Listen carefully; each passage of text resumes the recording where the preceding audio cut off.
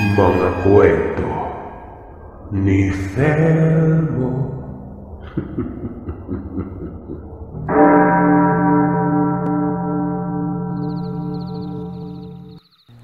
Mapagpalang araw sa inyo, Sir Seth. Gayon din po sa mga tagapakinig na noon pa nakasubaybay na sa magandang channel nyo. Tawagin niyo na lamang po ako sa pangalang JC. Gusto kong ikwento sa inyo na minsan na akong kamuntikang mamatay. Natambangan, nakatakbo, nagkaungas-ungas, nagkasugat-sugat, hanggang sa naipit noon, ginulpe, pinalo, sinabunutan, kinalmot at kinagat.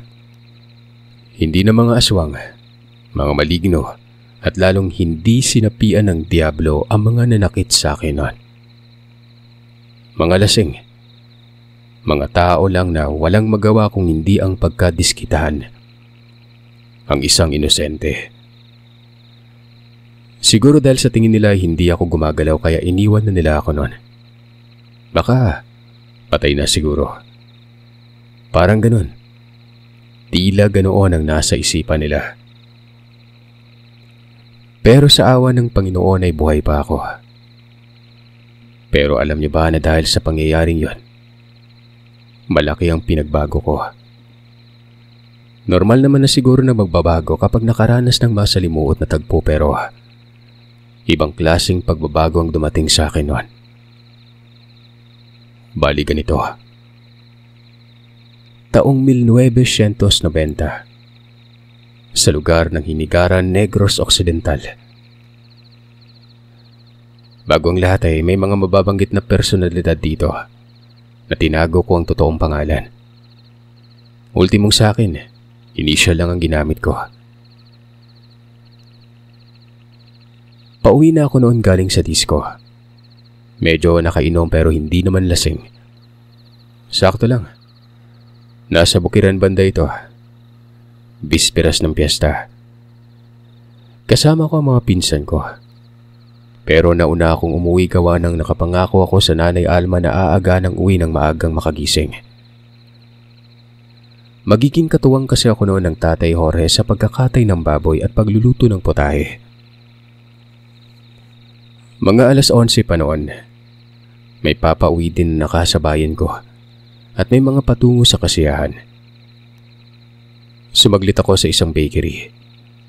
Bibili kasi ako ng tinapay para ipares sa kape mamayang madaling araw. Sa hindi ko inaasahang pagkakataon, may nagkakagulo sa unahan. Nagkakahabulan talaga. Tingin ko grupo-grupo yon. Kung kaya't pumuslit muna ako at baka pagkadiskitahan nun. Nung naging payapa na ay doon ako nagsimulang maglakad. Nakatambay sa gilid ang ilang mga kabataan na kaidaran ko lang siguro. Nasa 18 taong gulang ako noon. Binati ko pa bilang respeto. Alam kong ito ang mga humabol doon sa 2 tao kanina. Pero hindi sila tumugon. Walang ano-ano ay tumayo ang isa. Binato ako ng bote. Mabuti na lamang at nailagan ko yon. Nabasag sa may unahan ko ang bote. Pagkalakas pa naman ng pagbato nun. Hihinto sana ako kawanang magtatanong ako kung bakit ginawa yun sa akin pero paglingon ko ay may palapit na 4 na tao. Halata na sa mga kinikilos na may gagawing hindi maganda. Kung kaya naman tumakbo ako noon. Hinabol ako at yun na nga ang nabanggit ko sa panimula ng kwento. Yung kamuntikan na akong mamatay. Mali ko din naman kasi yun gawa ng bakit pa ako lumihis ng daan. Dapat ay sa kalsada na lang. Iniisip ko kasi noon na ang shortcut na siya namang mas mapapadali ang pag-uwi ko. Malayo kasi yung amin tapos may lihisang daan na liblib kaya doon ako lumiko nun. Dama ko lahat ng sakit sa katawan sa bawat pagulpi sa akin. Sinubukan ko pang lumaban pero wala. Nahawakan ako. Kinagat pa nga ako sa balikat Nagdilim na lang bigla ang paningin ko nang tamaan ako ng malaking bato na inihampas sa ulo ko. At hindi ko na alam ang sumunod. Nagising akong nasa isang bahay na. Nakabungad sa akin ng isang matandang babae. Nakaupo lamang ito sa tabi ko at nakatitig sa akin nun. Hindi pa malinaw sa paningin ko gawa ng nagpapatay sindi kasi yun. Bali, wala ako sa wisyo. Naisip ko kaagad noon na patay na talaga ako. Mabilis kasing sumagi sa diwa ko ang nangyari. Pero bakit nga naroroon ako, Sir Seth? Maya-maya sumakit ang ulo ko. Nagdilim ulit ang paningin ko. Muli akong nagising at ang nadatan ko naman ay isang babae din. Pero dalaga ito na para bang kaidaran ko lang. Pinapahira niya ang mga paa ko ng telang basa. Hanggang sa umabot na yun sa may dibdib at ulo ko. Sinubukan kong gumalaw pero nakatali pal ng tela ang kanang kamay ko na nakaugnay sa leeg ko nun na para bang sling. Ang kaliwang kamay naman ay walang balot pero maraming galos at may ilang mga pasa. Naigagalaw ko naman ito kaya naman pinilit kong inaabot ang bintana para may usad ang katawan ko nun. Hanggang sa pinigilan ako ng babae. Sinabi nitong wag akong gumalaw. Magpahinga lang. May mga sugat pa at pilay. Nilalagnat umano ako noon kaya pinapahiran ako ng basang tela. Nasaan ba ako? Buhay pa ba ako? Hindi ko magalaw yung mga paa ko. Ang sakit. Ang sabi ng babae. Nasa bahay umano nila ako noon. Tinulungan ako ng lola niya. May pilay ako sa bandang sakong at kanang kamay. Malala umano ang tinamo kong pinsala. Akala umano niyang itong dalagang ito ay patay na ako. Ewan niya kung bakit pero may ginawa umano sa akin yung lola niya. Itago na lamang natin ang dalagang ito sa pangalang Joanna. Nagtataka talaga ako noon na para bang hindi ko lubos mapagtanto. Hanggang sa sinabi ko na kailangan ko nang makauwi. Kung totoo man ang lahat, tiyak na hinahanap ako ng mga magulang ko at kapatid nun. Ayon naman sa babae, natural lamang umano na hanapin ang isang anak. Huwag daw akong mag-alala at makakauwi naman ako noon pero kailangan palakasin ang katawan ko. Sabi ko naman, alam ba ito ng mga magulang ko? Hindi umano. Ayaw umano ipaalam ng lola niya. Hayaan na lamang umano na gumaling ako bago pa umuwi nun. Matapos kong magpakilala, sinabi ko kaagad kung saan ako nakatira. Ayon naman sa babae ay alam daw nila kung saan ako nakatira nun. Kilala nila ako. Kilala din nila ang mga magulang ko. Maging ang karamihan na taga-amin. Takang-taka ako nun. Bakit kilala nila kami? Tapos hindi namin sila kilala. Tsaka, kilala din nila ang mga nakatira sa amin. Ni isang beses ay hindi ko sila nakita. Doon pa lang ng mga sandaling yon. Pero hindi ko na lamang ginawang komplikado ang kaisipan ko. Sa mga sandaling yon ay nagtuloy-tuloy na ang wisyo ko. Kumbaga hindi na ako hinihimatay. Ilang araw din akong nakahiga. At yung unang pag-uusap namin noong babae, yun lang ang mga sandaling nagkaroon kami ng ugnayan. Dahil ang mga sumunod nun ay wala na. Ang tahimik nila. Nagsasalita ako pero hindi ako kinikibuhan. Noong nakakaya ko nang ibangon ang katawan ko, doon ko pa lamang nasilip ang kabuuan ng bahay. Pero sa loob lang gawa ng hindi pa ako nakakapaglakad. Hanggang bangon lang yun sa higaan. Nasa isang silid ako nun. Basta itong bahay ay kubo lamang talaga. Gawa sa kahoy na may sahig na kawayan. May silong. Yung sala ay medyo malawak. Malinis pero ang dami mga bagay na doon ko pa lamang nakita. Ang nasisilip ko naman sa bintana, puro na lang kakahuyan. At mababakas dito na isang gubat.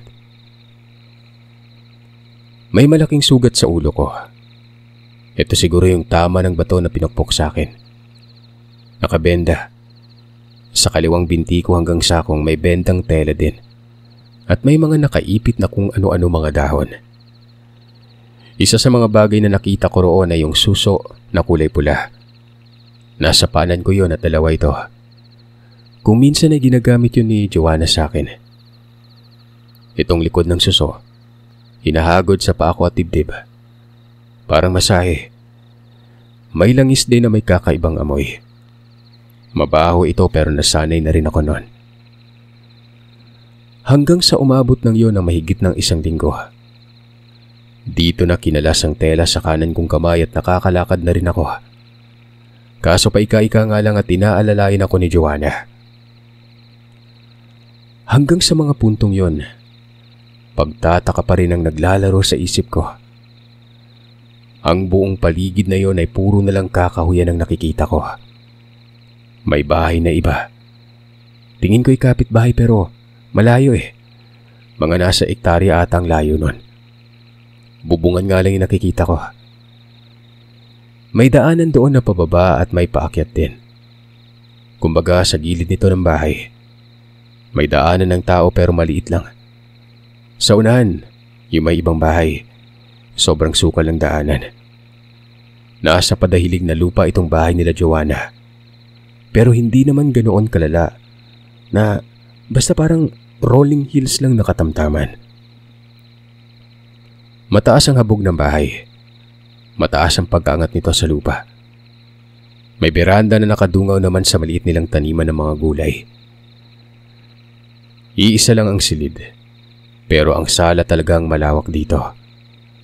Walang abuhan, nasa baba. Nakilala ko na din ng matanda pero pangalanan na lamang nating Lola Abing. Ang pagkain ko noon ay lagi na lamang lugaw na mais. Kung minsan na may kamote na may inihaw na manok. Nakakausap ko na sila pero tila limitado ang namumutawi sa bibig. Hindi ako pinapaunlakan kapag sinasabi kong gusto ko nang umuwi. Mga mungkahi lang at ilang mga detalye na dapat sundin at gawin para gumaling kagad ako noon. Dahil hindi daw biro ang tinamo kong pinsala sa katawan. Kung wala daw si Lola Abing noon, baka patay na ako. Sa oras na malakas ka na, uuwi ka na sa inyo. Sa ngayon ay hindi mo pa kaya. Alam mo ba kung bakit? Malayo ang lugar na ito. Maniwala ka na lamang sa akin. Nabanggit na rin sa akin ni Joanna na malayo po talaga. Pero gaano po ba kalayo at ano bang tawag sa lugar na ito? Gubat lang. Nasa gubat lang naman, di ba? Basta yun na lamang ang isipin mo. Joanna, maganda ka na na makakain at maya-maya maghahapunan na tayo. Madilim na. Sa mga sandaling yon ay nasa beranda kami nitong matanda. Si Joanna ay nasa ibaba ng bahay. Abala sa kakadikdik ng mga dahon na ginagawang pangtapal sa mga pasako at ilang sugat na hindi pa gumagaling. Araw-araw talaga ito. Maraming salamat po sa lahat, Lola. Nga pala, paano po ba ako nakarating dito? Sino yung nagdala sa akin? Hindi naman po pwedeng ikaw, ano? Tanong ko noon. Pero hindi kaagad nakasagot ang matanda. Kakaakit lamang ng bahay nitong si Joanna. Narinig niya rin ang mga sinabi ko at nakita kong nagkakatitigan silang dalawa. Hanggang sa sumabat si Joanna. Ayon dito, yun umanong nakatira sa bahay doon sa unahan ng nagatid. Hindi daw alam nito kung saan ako nakatira. Kung kaya dinala na lamang pauwi at ipinagamot kay Lola Abing. Pero sila lang maglolang nakakakilala talaga sa amin. Maging sa mga nakatira doon sa lugar namin. Madalas daw kasi silang pumupunta doon. Inulit na naman ni Joanna ang mga katagang kilala nila kami. Nababagabag ulit ako. Dumadagdag sa isipin ko yon. Ipagpalagay na lamang natin na kilala nga nila kami pero mukhang taliwas sa sabihing parati silang pumupunta sa lugar. Gaya ng sinabi ko ay hindi ko pa sila minsan nakita ni isang beses maliban na lamang sa mga sandaling yon. Gusto ko sanang tanungin pero yun na nga't sinarado ko na lamang ang isip ko. Naguluhan na ako eh. Ang naiisip ko nga na baka patay na talaga ako nan. Alam nyo, nagmumukha akong engot. Paulit-ulit kong sinasampal ang mukha ko. Masakit man pero gusto kong matauhan sa mga bagay na nasisilayan ko noon na para bang malayo talaga ako sa mundo ng mga buhay. Etong si Lola Abing, kung titingnan ay mabait pero nahalata ako sa kanya na parang may ugaling hindi maganda. Yung nagpapakitang tao lang. Habang ito namang si Joanna ay tahimik lamang at malambing. Nakikilala ko na sila habang tumatagal ako noon. Nagsisimula na silang maging bukas sa akin. Siguro may tiwala na. Kahit papano ay hindi na ako nagmumukhang ewan noon. Inakausap na ako. Bukas na din sila noon sa kung ano ang mga dapat kong gawin sa pag-uwi. Ipapahatid daw ako ni Joanna. Nababagot na ako. Mga ilang araw pa, tingin ko makakaya ko na. Nakakalakad na ako ng maayos at nakakababa na rin ng bahay. Hanggang sa dinala ako ni Joanna sa kapitbahay nila. Iisang bahay lang pala yun. Iisa din ang nakatira. Lalaki. Nakapagtataka na kung sakaling ito ang nagdala sa akin sa lugar. Parang may mali. Napakabansot nitong tao. Malaking tao ako sa edad ko na yon. Kaya napapatanong ako na, ano to, binuhat niya ako? Pangalanan natin itong Pedring. Kaanak daw yun nila Joanna. Napadako sa lugar dahil nga pugante ito. Nakatakas sa pitan at nagpabukid. Nakapatay ito at umami naman sa akin ng tao. Hindi na may pagkakaila dahil nga pugante at kriminal talaga yan. Pero ang nakakabigla dyan noon nung tanungin ko kung ilan ang napatay. 2 umano at sabay niya yung pinaslang. Walang gamit na kung anong patalim maski baril. Buntugan o suntukan lamang umano. Ang sabi naman ni Joanna ay totoo ang mga sinasabi nito. Alam niya daw ang tumatakbo sa isipan ko noon. Malakas talaga umano si Pedring.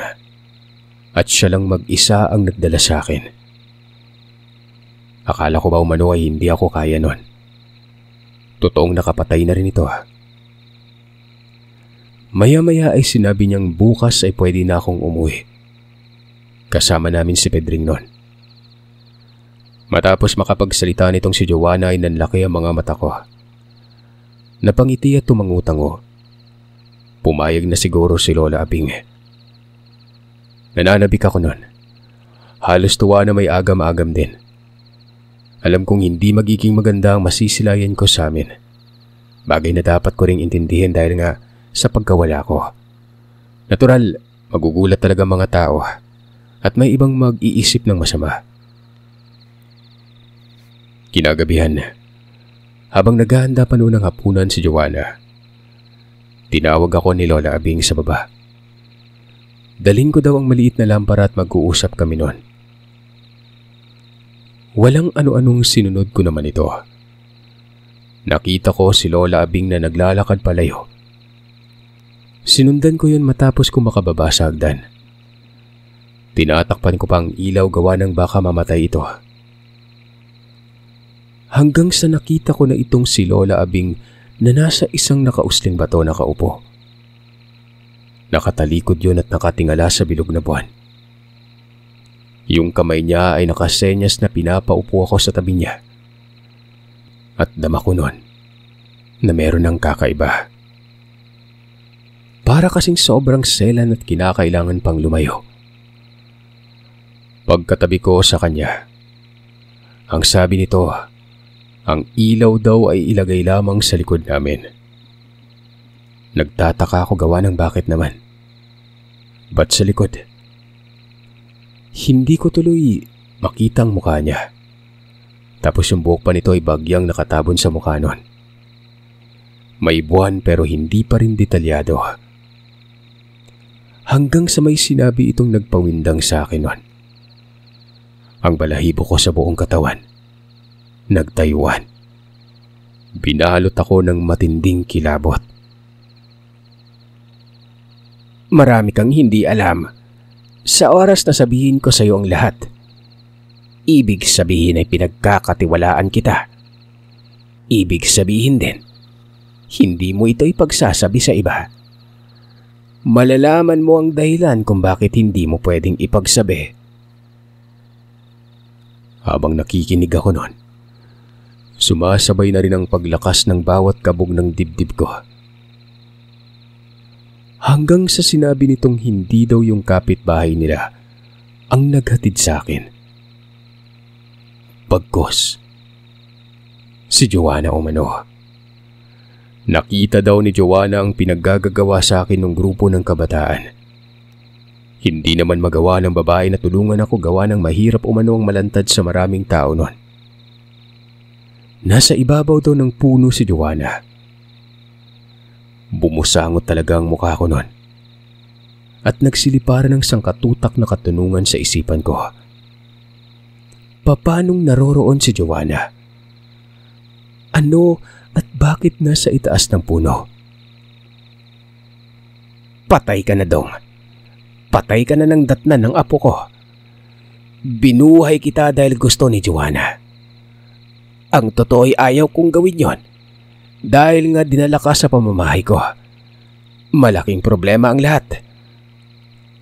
Alam mo kung bakit? Mga aswang kami.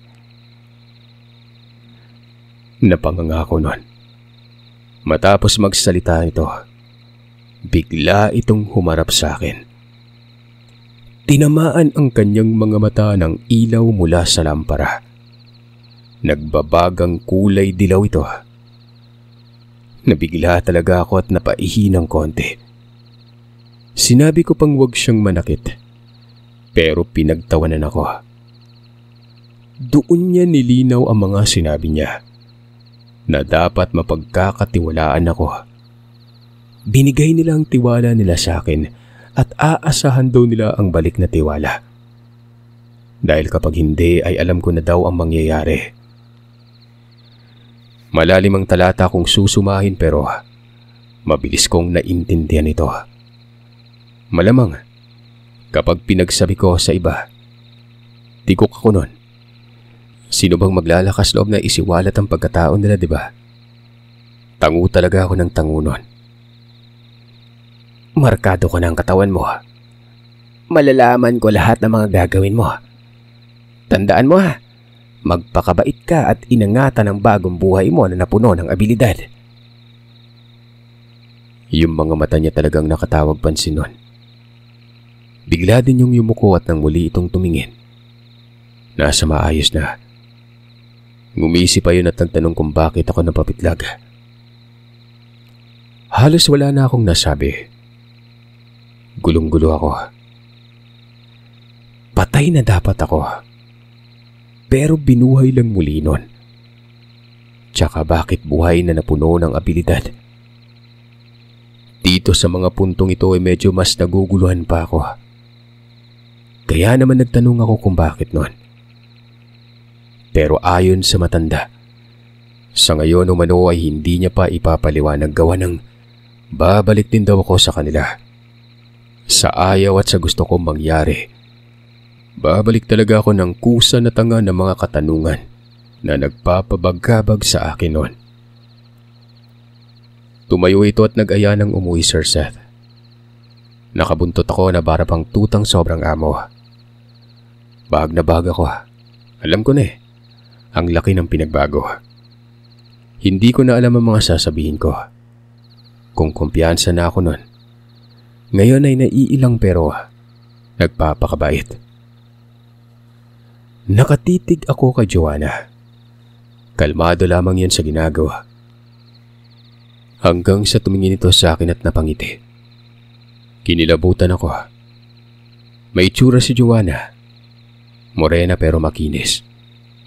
Pero nagbago lahat ng yon dulot ng mga nalaman ko. Kinabukasan akala ko umaga kami aalis. Ang aga kong nagising, naligo, naghanda para sa paglalakbay pero Wala sila sa bahay. Hindi ko alam kung nasaan na. Hanggang sa dumating itong si Pedring. Kumakamot sa ulo habang nagwiwika ng, "Uy, aga mo naman dong. Iyong maglola umalis eh. Mamaya babalik yun. Antayin mo na lang." Napapailing ako. Oo, at malinaw kong narinig ang mga sinabi niya, pero naalala ko ang mga sinabi ni Lola Abing. Hindi pala si Pedring ang nagdala sa akin dun sa lugar na yon. Nagtanong ako sa kung nasaan ba nagtungo ang dalawa. Ayon kay Pedring, alam ko na daw ba ang lahat nun? Nasabi na ba umano sa akin ng matanda? Oo, sinabi na kagabi. Tsaka ikaw, bansot ka kaya pala malakas ka kasi aswang ka din ah. Pero sinungaling ka. Si Joanna yung sumalba sa akin eh. Mabuti at sinabi na sa'yo. Gusto ko mang aminin pero yun din kasi yung paalala nila maglola eh. Ayaw ko namang suwayin kasi nga baka patayin pa ako no. Nga pala, sinusuri lang nila yung madadaanan mo mamayang gabi kasama si Joanna. Ganito kami JC, bawat lakad nag-iingat. Pero hindi naman kami masasama. Nagiging masama lang dahil sa kalupitan ng mga tao. Kasama ako sa pagatid para naman malaman ko talaga kung saan ka nakatira. Ako kasi yung pinapaamin na ako daw yung naghatid sa'yo dito eh. Kung sa bagay, isang uri dito ng pagkukubli eh. Kumain ka na dyan. Matapos makapagsalita ni Pedring ay umalis na ito. Naroroon ako sa biranda. Lumilipad na naman ang kaisipan. Ang tagal nilang bumalik. Makailang beses na akong naglabas-pasok ng silid. Akit baba ng bahay. Pero hindi pa rin sila dumadating noon. Umabot na lamang ng gabi at wala pa din sila. Naisip ko nga na baka hindi na ako babalikan. Baka lumayas na mga ito. Baka natakot sa akin dahil nga sa pagbubunyag nila. Dinalaw ko si Pedring sa mumunting tirahan pero wala din doon ang bansot. Mga pasado 10:00 sa hindi ko malamang dahilan. Narinig kong bigla ang pag-uusap na maglola. Nasa itaas ng bahay. Nasa baba ako na tinaantay sila pero ayun nga, papaanong nasa itaas na ng bahay ang mga ito? Pagkakyat ko noon ay naroroon nga sa silid sina Lola Abing at Joanna. Nakangiti pa ang dalaga. Naghudyat ng tango at sinabing uuwi na daw ako ngayon. Sa ganun kalalim na gabi pa talaga. Pero hindi naman ako nagsalita pa. Tumango na lamang ako. Kahit naman ayaw ko nun. Makakauwi nga pero parang pahirapan pa ata. Walang ano-anong sinabi ni Joanna na aalis na kami. Dali-dali ko namang kinuha ang mga gamit ko. May mga ibinigay kasi sa akin si Lola Abing. Gaya na lamang ng suso. Mga ilang gamit na makakatulong sa akin. Pero lahat ng ito ay wala pang paliwanag. Malalaman ko na lamang umano ang lahat pagdating ng araw. Basta't dalhin ko daw yon dahil ito ay mahalaga. Nagtanong ako sa kung bakit sasama ba si Pedring. Ayon naman kay Lola Abing, sasama daw yun pero hindi ko makikita. Basta isipin ko na lamang na nasa paligid ito. Bantay kasi si Pedring sa amin nun. Samantalang si Joanna magiging giya ko. Nakaalis nga kami. Walang dalang ilaw. Napakadilim at ang nagiging banaag lamang noon ay ang buwan. Natatakot ako gawa ng aswang ang mga kasama ko. Hindi ito nagsasalita. Kung saan siya tutungo ay nakabuntot lang ako. Napakabilis pang maglakad kung kaya nagkandap-dapa-dapa ako noon. Hanggang sa ilang saglit lang ay bigla itong tumalo ng pagkataas-taas. Napanganga talaga ako. Kumapit doon sa itaas ng puno. Tapos nawala. Napahinto ako noon. Ano to? Susunod din ako sa kanya. Maya-maya ay bumaba ito at lumundag itong bigla sa harapan ko. Ang sabi ay kanluran daw dahil may napapadaang mga tao sa babaan. Hinila niya ang mga kamay ko. Dama ko noon ng puwersa na parang lalaki. Napakalakas. Nagtatanong ako sa kung saan ba kami patungo gawa ng walang matinong daan. Puro na lamang masukal. Pero hindi ito nagsalita. Humahangos ito at alam niyo bang sobrang baho ng hininga niya. Napakabaho at mainit siya. Para bang katulad siya ni Lola Abing nung kinausap ako kagabi. Maalinsangan. Dito ay napapansin ko sa ibabaw ng mga puno na may tumatalon na parabang unggoy. Nasa tapat lang ito at nakikita ko ito sa pamamagitan ng buwan. Naiisip ko na baka ito na si Pedring. Pabilis ng pabilis ang paglalakad namin. Hanggang sa naging takbo na yon. At sinabi ni Joanna na wag daw akong magpapaiwan. Dapat ay masusundan ko daw siya noon dahil sa oras na mawala ako sa landas. Posibleng mamatay ako, gawa ng ang mga tao umanong gumagala sa lugar. Mga manunugis ng aswang yon. Takang-taka ako. Bakit naman ako mamamatay kung ganun lang? Mabuti sana kung aswang ako. Pero sa kabila noon ay sinunod ko na lang talaga si Joanna. Mga 3 oras yun bago pa nakapahinga. At dito ay nakita ko na ang mga ilang bahay sa ibabang parte. Ito na yung lugar namin. Tinuro niya sa akin ang dadaanan ko noon. Ang sabi ni Joanna ay wag lang daw akong hihinto ng lakad. Dire-diretso lang at walang lingon-lingon dahil mababasag umano ang linlang na isinasagawa nila maglola. Pagkatingala ko sa itaas ng napakatayog na puno ng niyog, nakikita ko si Pedring. Sinisigurado ko kung siya ba yun. Nagtanong ako kay Joanna. Ngumiti naman ito at sinabing si Pedring nga ito. Wag na daw akong magtagal dahil may basihang oras daw. Walang ano-anong tumango ako at nagsimulang maglakad. Sa mga puntong ito ay ako na lamang mag-isa. Hindi talaga ako lumingon kahit gusto ko pa. Hanggang sa makarating na ako malapit sa may paaralan na kung saan dito ginanap noon ang disko. Kumabig na ako patungo sa kalsada at doon na bigla akong kinabahan. Naalala ko yung mga nangyari. Yung hinabol ako at ginulpi. Hindi ako sigurado kung totoo bang patay na talaga ako noon. Tapos binuhay lang. Nakikita ko ng bakery. Madaling araw na ng mga sandaling ito. Walang katao-tao sa kalsada maliban na lang sa mga asong nakaharang at biglang nagtakbuhan na para bang binato. Para bang takot na takot ang mga ito sa akin. Naisa sa isip ko kung saan ako binato ng bote. Gayon din sa kung paano ako tumakbo noon habang natataranta. Naiisip ko na din ang maghiganti. Mayayari talaga sa akin ang mga yon kapag nakita ko.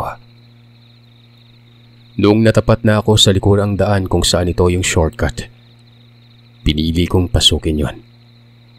Inaalam ko noon ang lugar kung saan ba ako banda na wala ng malay. Hanggang sa nakita ko na ito. May mga kahoy pa at bato. Bato na kung saan ito ang ipinukpok sa ulo ko. Nanggagalaiti ako noon. Dahil lang dito, nabahala ng gusto ang mga magulang ko at inakala nilang patay na ako. Na makita ko na ang bahay namin ay napalod ako sa lupa. Napaiyak at napahagulgol talaga. Nagmumuni-muni ako noon. Mga talata na paulit-ulit kong tinatandaan at ito yung mga sasabihin ko sa magulang ko. Mga rason sa kung bakit ako nawala. Pero hindi ito yung rason na may gumulpi sa akin. Bagkos sa may dumukot at mabuti na lamang ay nakatakas ako. Bala kunin yung mga bahagi ng lamang loob ko para ibenta. Organ selling kumbaga. Yun lamang ang naiisip ko gawa ng para maging balido ang lahat. Nanginginig ang katawan ko habang naglalakad patungo sa bahay. Hindi ko alam ang gagawin.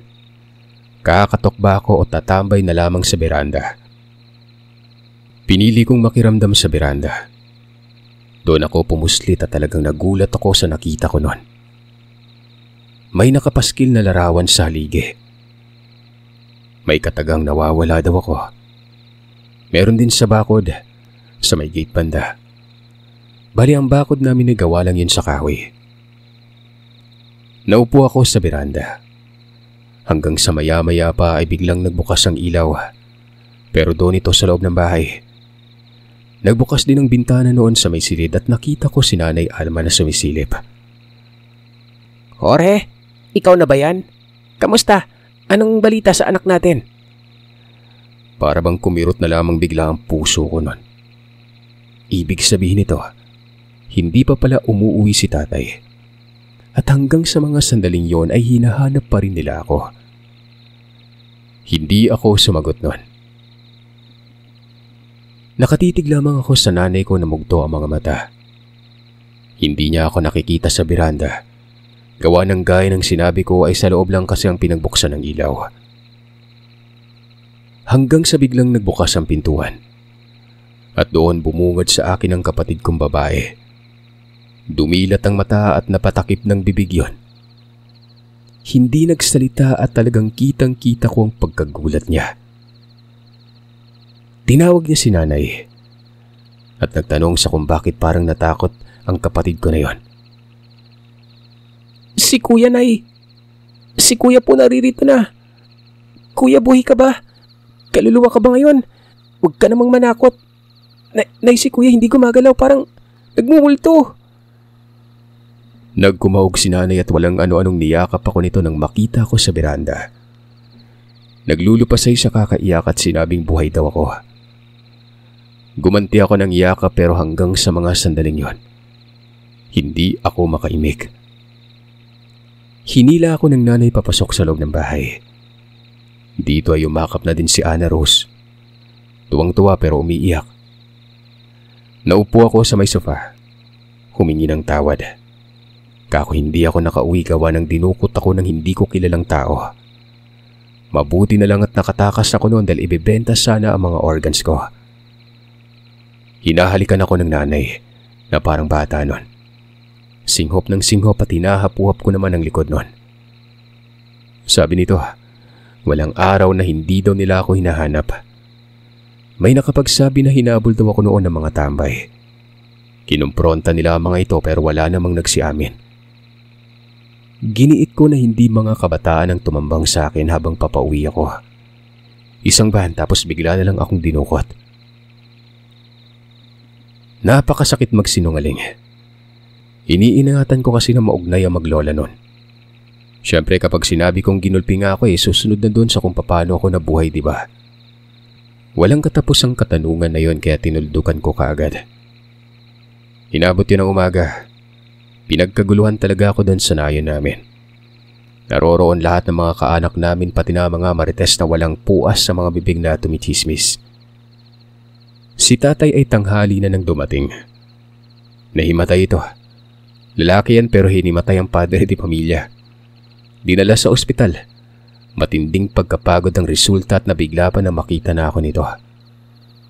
Pero mabuti na lang at wala namang maselang sakit noon. Kaliwat kanan ng pagtatanong. Hindi ko naman sinagot kasi nga nakakangawit din sa bibig. Kung saan ako tatambay ay may lalapit sa akin. Uulanin ako ng sako-sakong katanungan. Isang linggo din yon bago pa bumalik sa normal ang lahat. Pero hindi ako gumala. Nahihiya ako. Ayon kay nanay ay may mga humanap daw sa akin. Marami at ginalugad talaga ang bukid. May albularyo pa nga dahil ayon dito baka dinukot daw ako ng aswang. Dahil marami umanong bakas ng aswang sa lugar. Sariwang-sariwa ang bakas na parang araw-araw ay dinadaanan ng mga aswang yon. Sumagi na sa isip ko yung mga taong iniiwasan namin noon ni Joanna habang papauwi. Baka sila yon, kako. Patawa-tawa pa ako at sinabing peke sigurong albularyo ang mga ito kasi nga hindi aswang ang dumali sa akin kundi mga tao lang. Naniniwala naman si nanay dahil ako na mismo daw ang nakaranas. Yung mga gamit naman na ibinigay sa akin ni Lola Abing, tinago ko ito sa aparador ko. Ayon kasi sa matanda, walang sino mang makakaalam noon maliban na lang sa akin. Isa pang linggo ang nakalipas. Hindi ko alam kung bakit nilagnat ako. Napakataas ng lagnat ko nun. Wala akong sipon, walang ubo. Pero sobrang init at sakit ng katawan ko. Naipatingin pa nga ako sa doktor at niresetahan ng mga gamot at bitamina. 4 na araw na lagnat na parang na dengue pero normal naman ang sistema ko. Katunayan ay sobrang lusog ko umano. Hanggang sa kusa na lamang itong nawala. Pero pagkatapos naman noon ay para bang may nagbago sa akin. Parang nabaliw ako. Maski tapak ng daga, naririnig ko na yon. Kahit na malayo ang nag-uusap ng mga tao, naririnig ko ang pinag-uusapan nila. Isabay pa dyan na ginugutom na lamang ako lagi. Tsaka ayaw kong kumain ng may maraming rekado. Yung sakto lang dahil nasusuka ako nun. Isa pa, ang layo ng naaabot ng paningin ko. Ultimo yung bahay sa dulo ng kanto sa lugar namin. Detalyado ito sa mga mata ko. Hindi malabo. Alam niyo bang mas gusto kong matulog kapag may araw kesa sa gabi? Masigla ako sa gabi. Pero sa araw ay antok na antok ako nun. Malakas din ang pangakatawan ko kapag gabi na para bang nakadroga. Hanggang sa naisip kong bumalik sa tirahan nila Joanna. Itatanong ko sa kanila ang pangyayaring ito. Ang problema nga lang ay saan namang lubalop ko hahanapin ang bahay nila. Gabi yun nang umuwi ako tapos palikuli ko pa na wari ba'y naliligaw ako o nililigaw ako ni Joanna. Isang hapon, dahil sa hindi na talaga ako napapakali, nagbabaka sakali akong makita si Joanna. Gusto kong magpatulong sa albularyo pero natitiyak naman akong malalaman nito na galing ako sa lugar ng mga aswang. Nagpagala ako dun sa may lugar kung saan ako ginulpi. Nakarating ako doon at pinag-aaralan ko maigi ang lahat nun. Nagpapalinga-linga din ako sa ibabaw ng puno. Hanggang sa naisip ko noon yung mga tao na naging dahilan kung bakit gumulo ang buhay ko. Tandang-tanda ko ang mga mukha ng mga ito. Hindi ko nakakalimutan yon. Gumala ako noon sa may bandang merkado. Inabot ako ng dilim at sumimple sa lugar kung saan dito nakapuslit noon ang mga tambay bago pa ako habulin. Sa waiting shed yun nasira.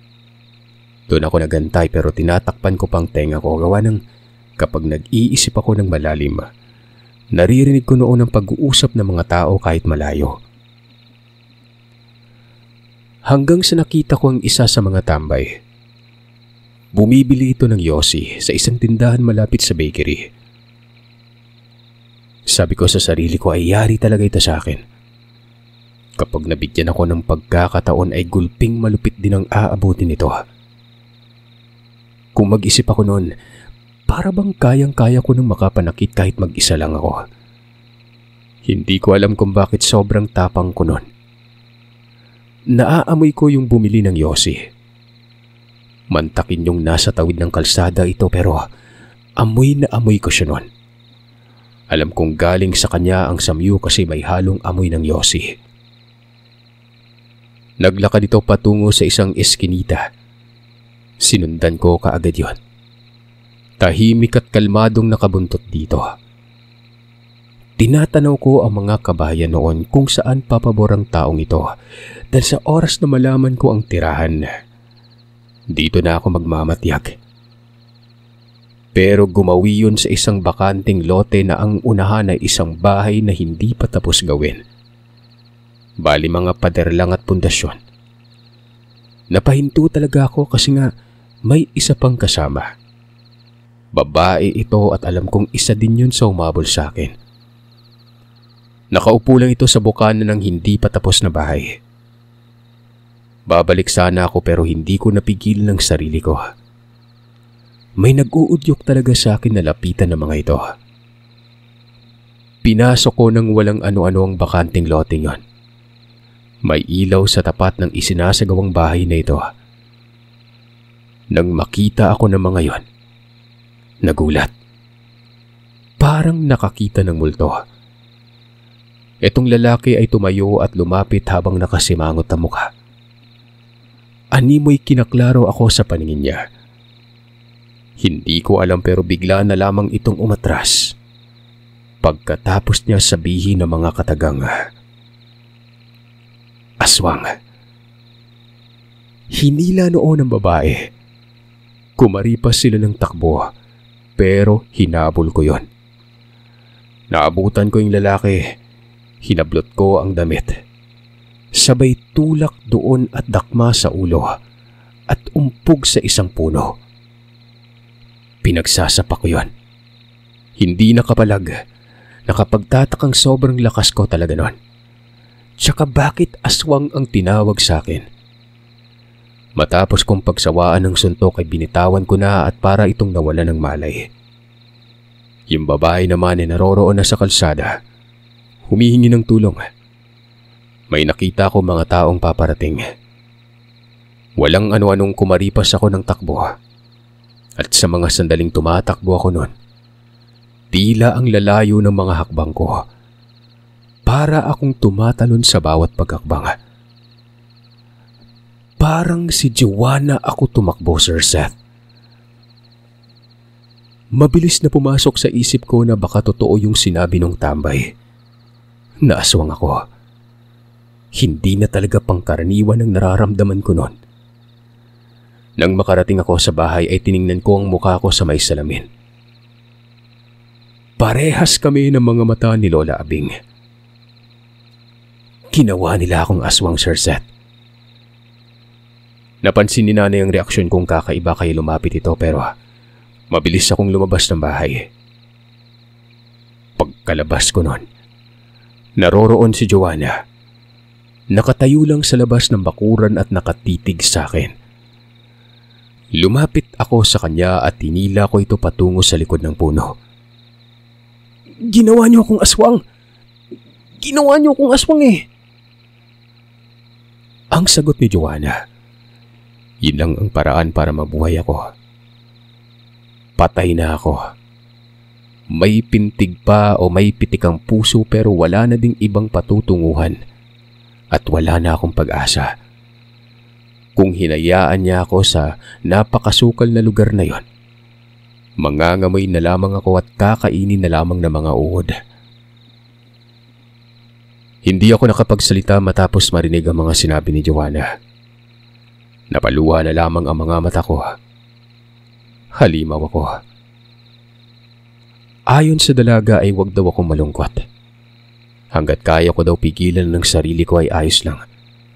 Wag lang daw akong lalapit sa isang albularyo. Kung gusto ko daw ay magpabukid na lamang kagaya nila. Bad trip ako nun. Binuhay ako pero anong maidudulot nito maganda sa akin? Parang sumpa. Kaya pala may malaking pagbabago. At ito na ang sinabi sa akin ng matanda. At yun nga, totoo pa lang talaga ang paalala sa akin ni Lola Abing. Sa ayaw at gusto ko ay babalik daw ako sa lugar nila. Bumalik nga ako noon at baon ng maraming katanungan. Dito na ipinaliwanag ni Lola Abing ang lahat.